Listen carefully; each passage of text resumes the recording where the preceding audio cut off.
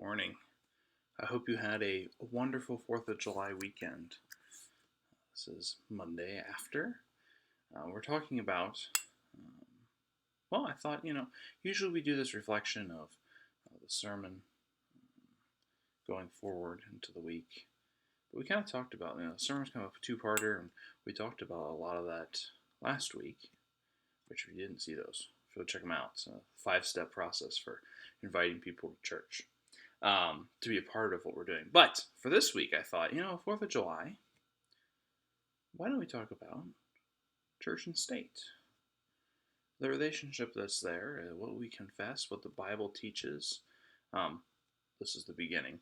And part of the reason I thought about this is last year at Churchwide Assembly, the ELCA voted to create a new social statement. We've talked about social statements before.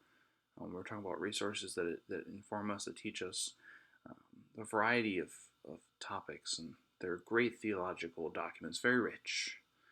And they're going to be developing one on government and civic engagement, tackling this exact question of what is the relationship between church and state. And this was brought up at the assembly. And I remember a lot of people going to the mic on this one. We already have a church and society document from 1991. But people wanted specifically church and the government, because right now there's a lot of a lot of places in the ELCA there's a lot of blowback for getting into anything in the political realm, even though this is not the Bible does not teach us to be wary of this. So I think there's a good conversation there to be had. So we're going to kind of start the conversation this week. I've picked out 4 passages that I think kind of hit on key tenets of the understanding of our relationship with the government. I mean, the biggest thing to start us off, yes, the church is not of this world, but it is also of this world, right? As we hear that as the church, we are called to hold our leaders accountable. Now, we don't do this to be purely political. We profess our values, God's values, right? And that's what we're advocating for. Whatever it is that we believe that as the body of Christ, we believe that God is proclaiming to us on issues of justice, issues of compassion, mercy. That's what we're advocating for. The ELCA actually has lobbyists. I don't know a lot of people know that. They have lobbyists that advocate our beliefs as the ELCA in Washington. We, as the church collective, we make statements when things happen in the world. The church shouldn't be separate from that, right? Especially now when we're seeing a rise in civic engagement, which is great. People are looking for their faith to be involved in the rest of their life too.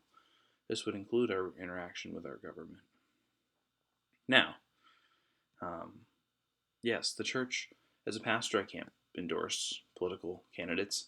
I know. I've gotten the question, well, how come some pastors do?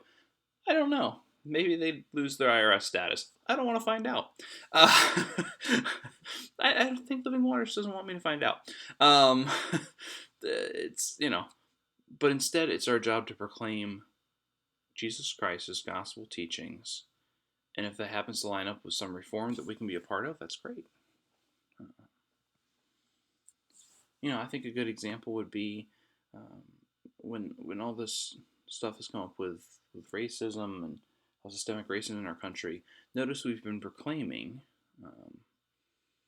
that racism is bad, that we want to be part of an anti-racist body. We want our country to make strides, and like I wrote in my letter, and what we've been working on, working with local police, working with the local Black Lives Matter movements, working with both, right? We're saying yes, that our God teaches us that we're stronger together than we are separate. There's progress to be made here. Let's be a part of that. We gave to the NAACP, which is a nonpartisan organization.